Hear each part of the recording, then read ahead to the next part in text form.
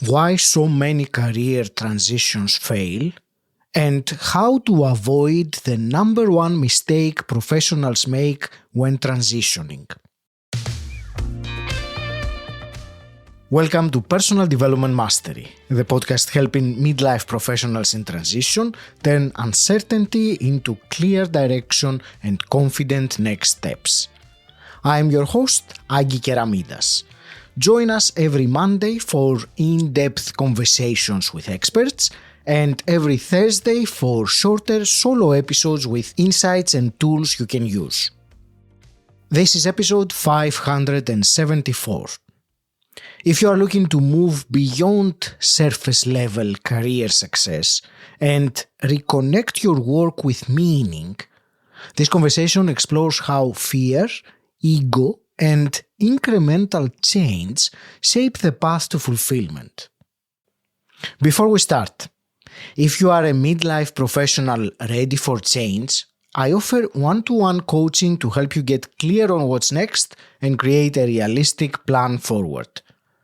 As a former dentist who has made this transition myself, I know how challenging this can feel. To explore this, visit personaldevelopmentmasterypodcast.com/mentor. That's personaldevelopmentmasterypodcast.com/mentor. The link is in the episode description. Now, let's begin. My guest today is Rachel Speckman. Rachel, you blend business insight with emotional intelligence, and you are passionate about helping successful professionals find the courage to live unfulfilling careers and create work that's both purposeful and profitable. Rachel, welcome to the show. It's a pleasure to have you with me today. Thank you so much for having me. Today we will explore career success and turning that into fulfillment, which they don't necessarily go together. Before we go there, what I would like to start with, I mentioned in the introduction that you've worked in marketing, startups, therapy. These are three, very different domains or worlds, if you want. How has that combination of those three shaped your understanding of what drives career fulfillment? Great question. I love to follow my curiosity. And when I started in marketing, I was curious about how a company successfully talks about itself, makes money. I was doing an MBA at the time, how a company actually operates. And then I was curious about, how would a small company do this? When I was in marketing, I was working with very large brands, Microsoft, Lenovo, Dunkin' Donuts, these kind of multi-conglomerate companies. And then I thought, how would somebody with very few resources do this? And I followed that curiosity. And then my life took a turn, and I'm happy to talk more about that. And I realized that when I would sit down with the startups, at a certain point, I would say, how are you?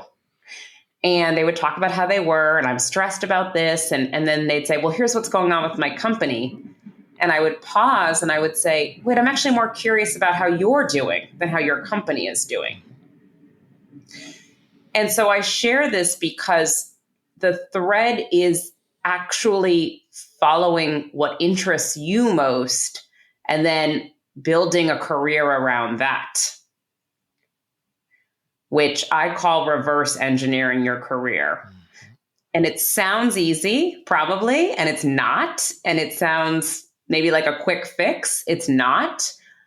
It's really that combination, as you said in the intro, of knowing what intrigues you, what problems you want to solve, and what you're naturally good at that the world will actually pay you to do.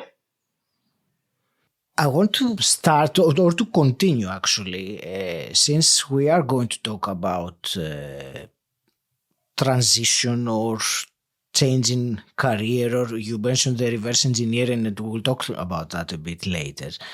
But I would like to ask first, why, in your opinion, in your experience, do so many high-achieving professionals, successful people, remain in careers that they know it makes them, I will use a strong word, makes them miserable even.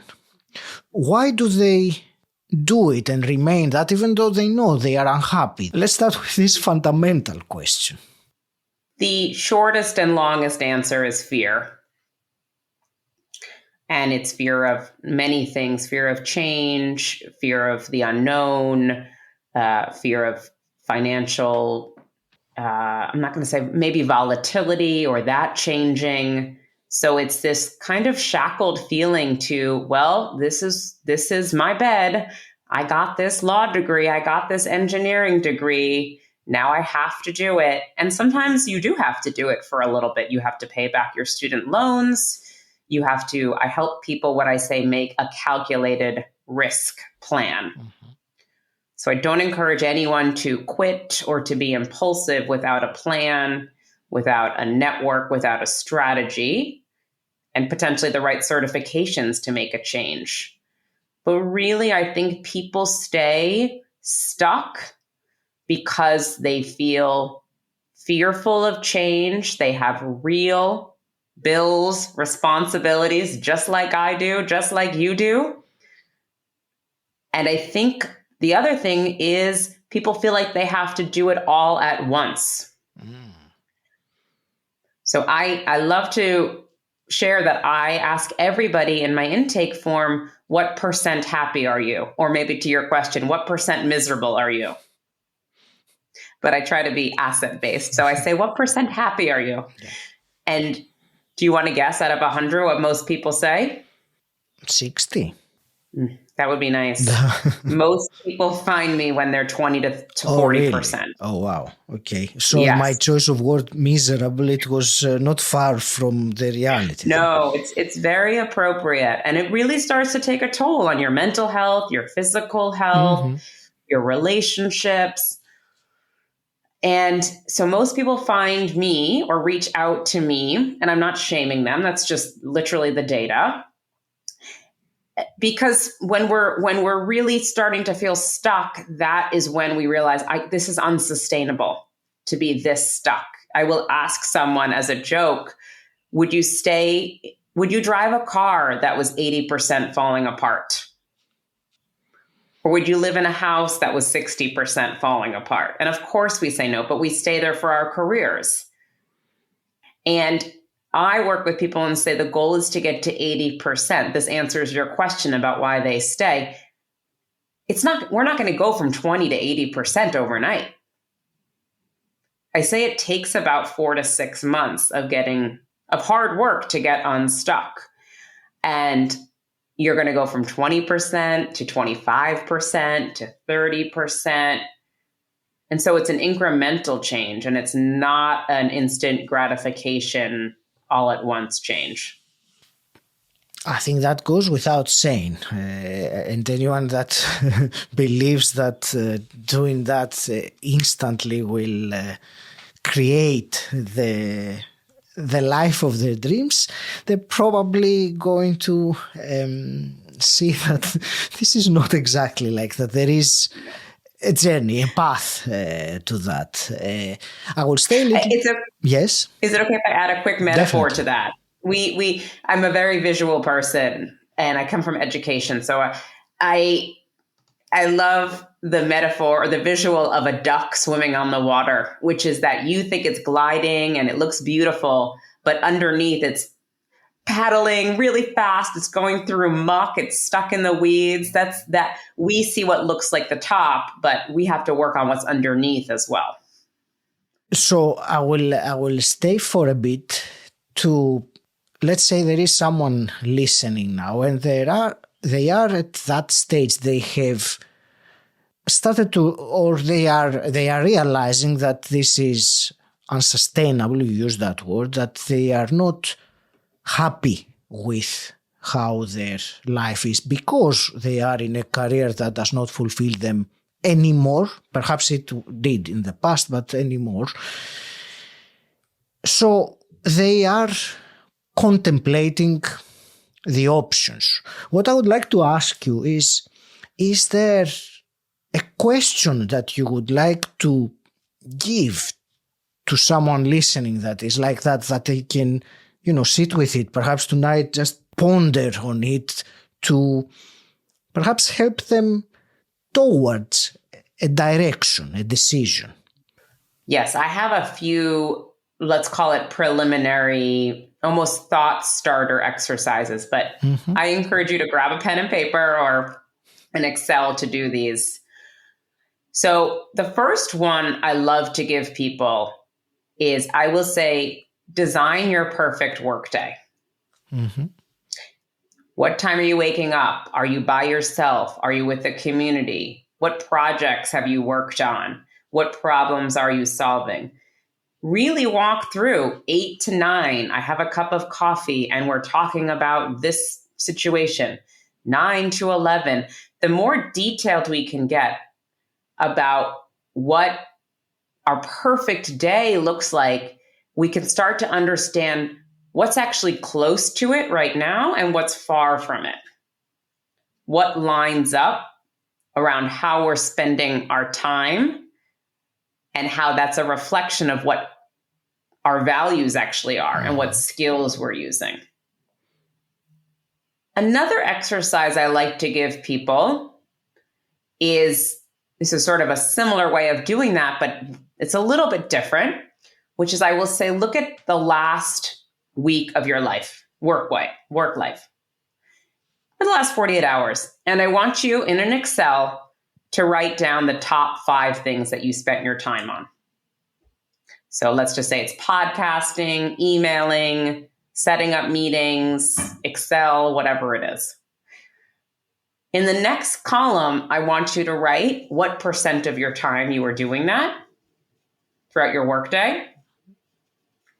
And then next to that, what % enjoyment you have of that task. So you can start to see, I spend 80% of my time doing Excel and I enjoy it 5%. Okay, there's a major disconnect there. Or conversely, I spend 10% of my time editing copy for the website and I love it. I feel so alive when I'm doing that. I want to spend more time doing that.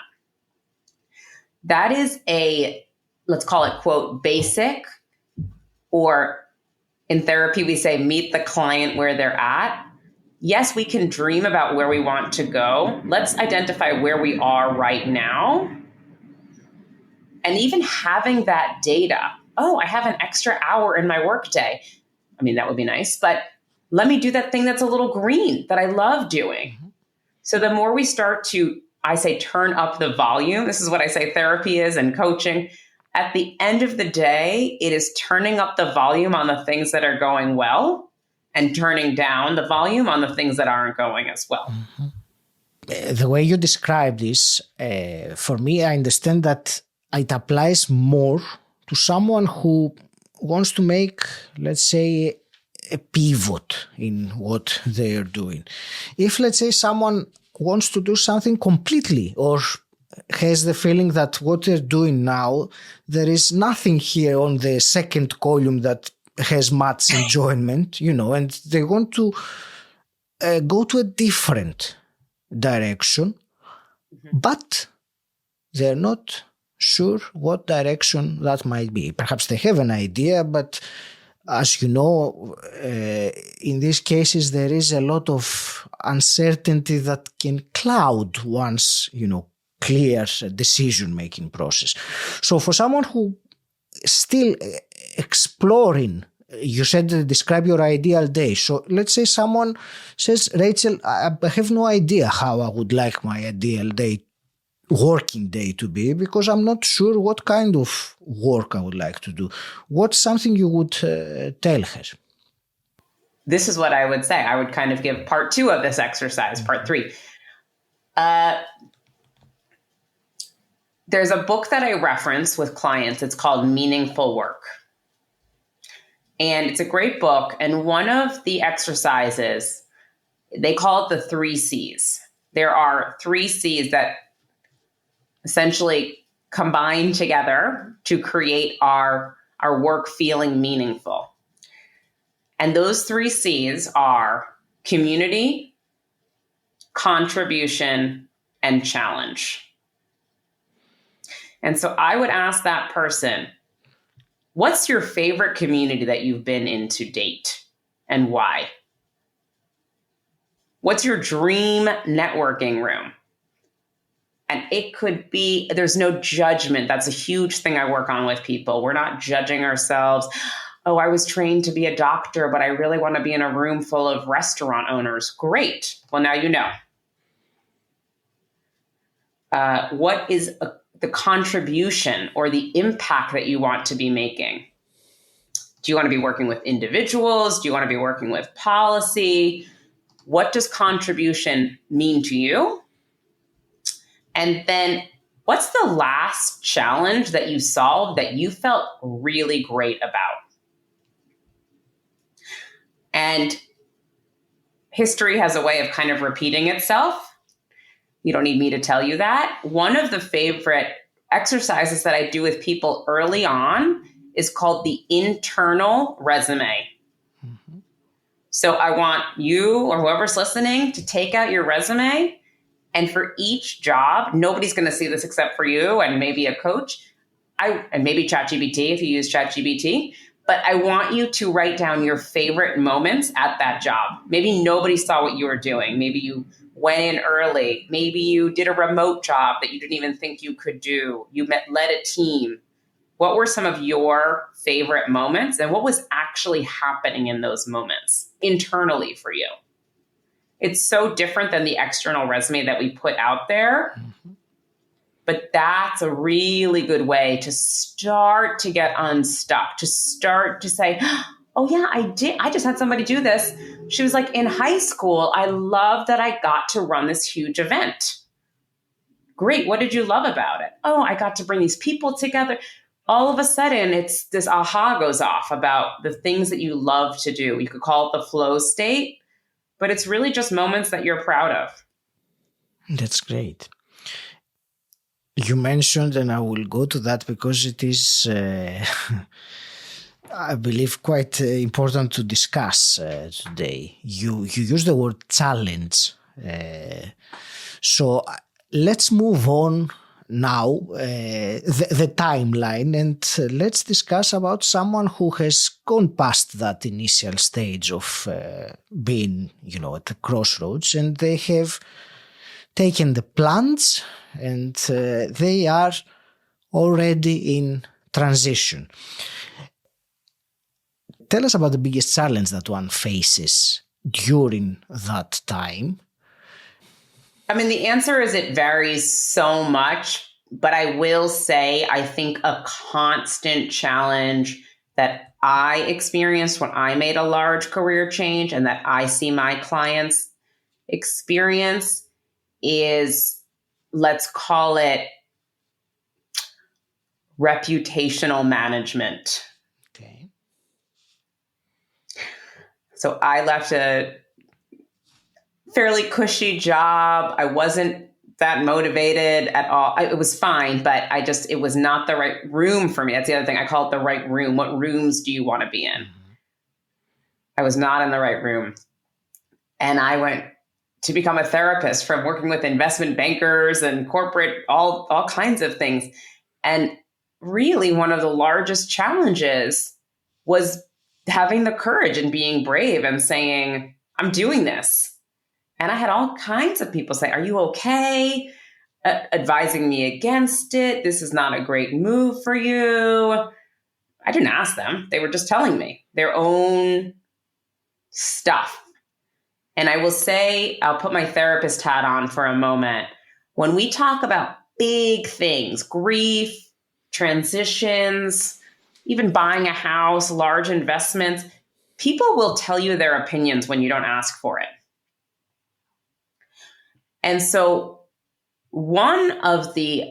there's one thing to want to make a change, because I identify it as 3 stages. I say mindset, transformation, and accountability. The accountability, because really the hardest part is actually making the change itself. because you are going to get a lot of opinions. And so I think I'm going to reference what one of my dear bosses said to me when I was about to have my first child. He said, "Can I give you some advice?" I said, "Sure." He said, "My advice is to be very careful about whose advice you take." And I would say excitement, pure self-knowledge. I work with people to create I call it a 5-year financial plan. I mean, really having that kind of know-how, doing a lot of pre-work before you make the change, that is such a great, right. I mean, if you think about success as the best revenge, we're not trying to be revengeful, but the more confident you are, the more you can, let's say, armor yourself for people's unsolicited advice. Tell me about one more challenge then, apart from the fear of the reputation that you said. Yeah, the second challenge is the ego. The ego goes on a journey here. Mm-hmm. And when you go from a subject matter expert, even if you hate the job, people come to you, you have a reputation, you have a degree in it, to, let's call it, beginner's mindset. It is very humbling. And I will say the older we all get, the more we think we should, quote, know. And as I said, I have 2 small children, and I just model, I don't know the answer to that as much as I can. Mm-hmm. Because it actually creates an environment where I'm still a learner all of the time. And so I would say really, I'm giving my own examples. I have a client right now who's making, let's call it, I call it a small, medium, large change. She's making a medium change to sort of within her industry, but a new focus. And we had a call yesterday, and she said, "I am so scared that I'm not going to know the answer in the room. Everybody looks at me for the answers in the room." And we did some prep around, great, so you're going to be the curious person. You're going to be the confident learner. And so really some of our earliest fundamental experiences around what we knew in school, what we didn't know, where we placed in our class, I mean, all of these things actually come up.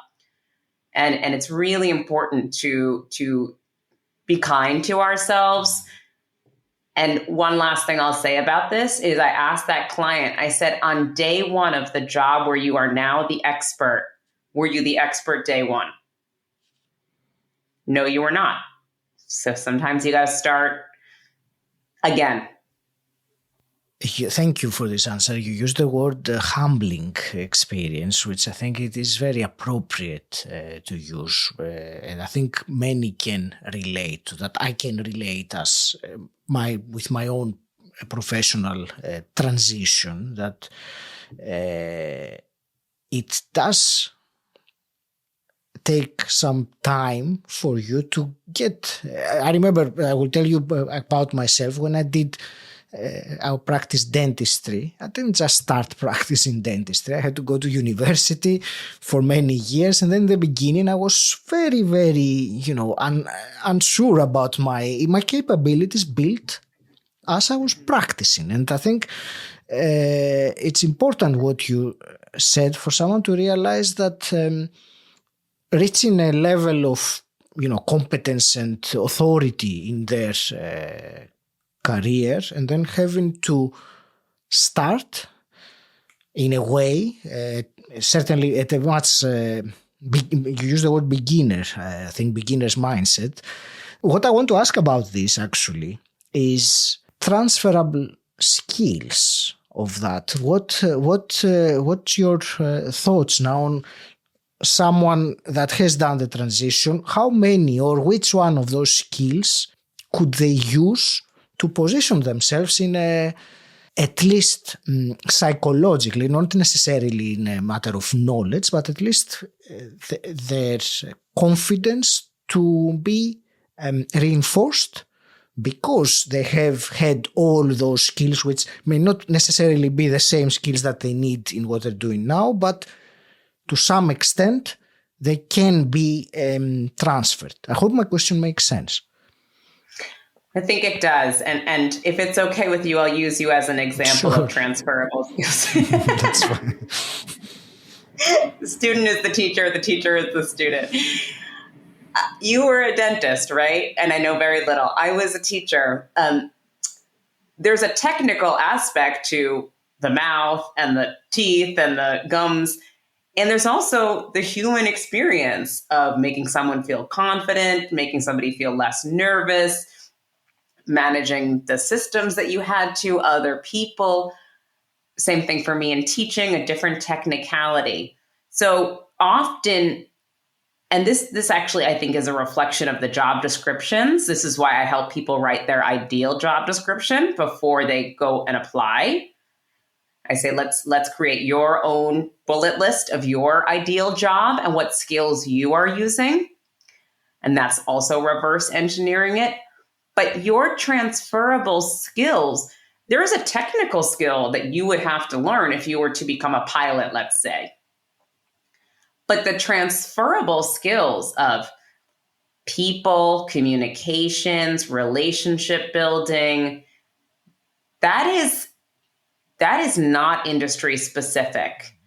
And it's sort of my personal belief that the more technology and AI and everything, and there's a lot of fear around that in the job market, the more we're actually going to need to develop and hone in and explain these transferable skills as it relates to human connection. Definitely. And that's why I was asking. And since you brought me as an example, you said being a dentist requires attention to detail. I mean, otherwise you really won't be a good dentist if you are not careful about the tiniest details. You took out the wrong tooth.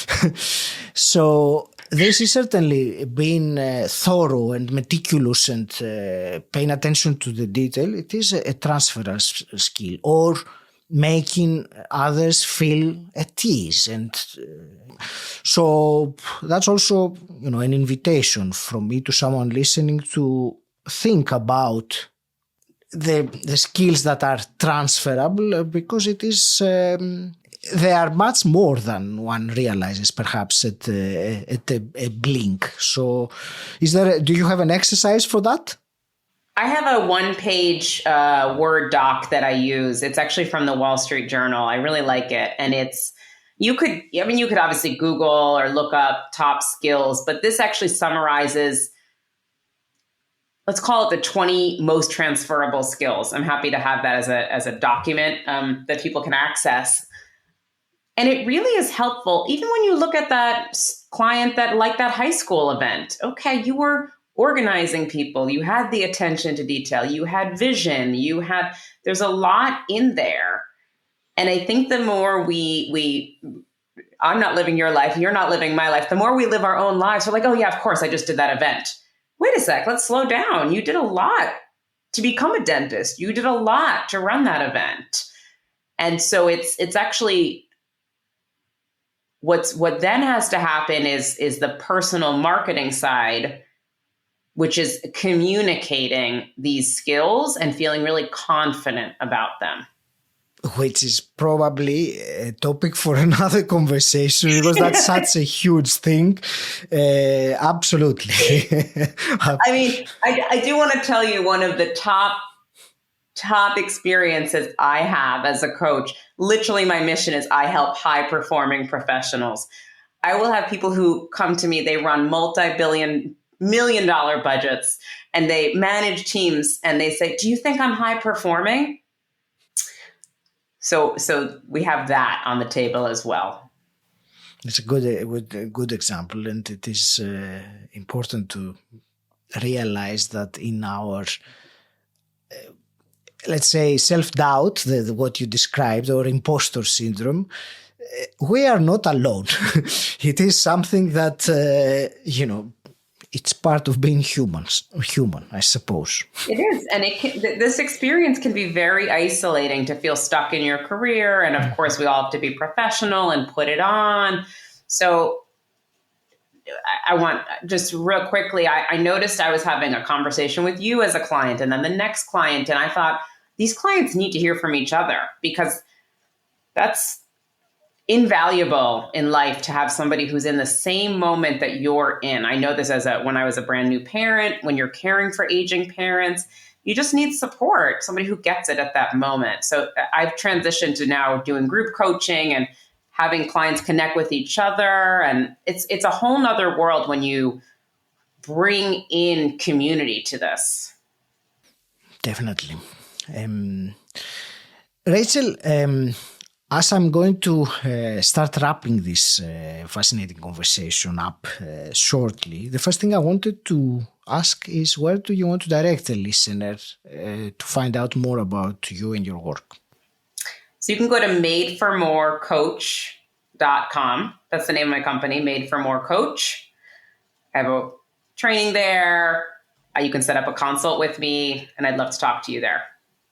That's great. I also have two quick questions I always ask my guests. And the first one is, what does personal development mean to you? There's a theory in therapy and social work called both and.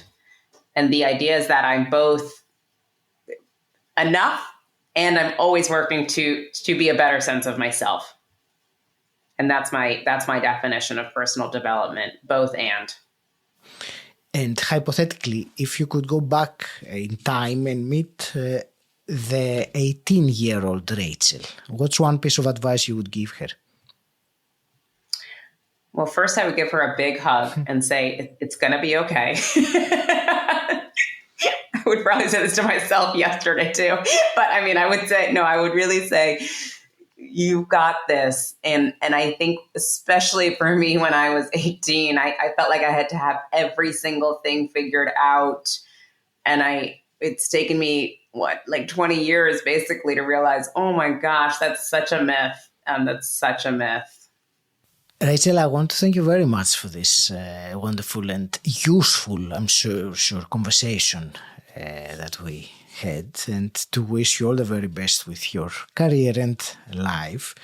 I would like to hear your parting words, and in particular, your message to someone who has listened to us talking for now the last half an hour. What is a parting message you would like to leave them with? My intention on getting on the podcast is yes, to share what I'm doing and hopefully I can connect with you and this resonates.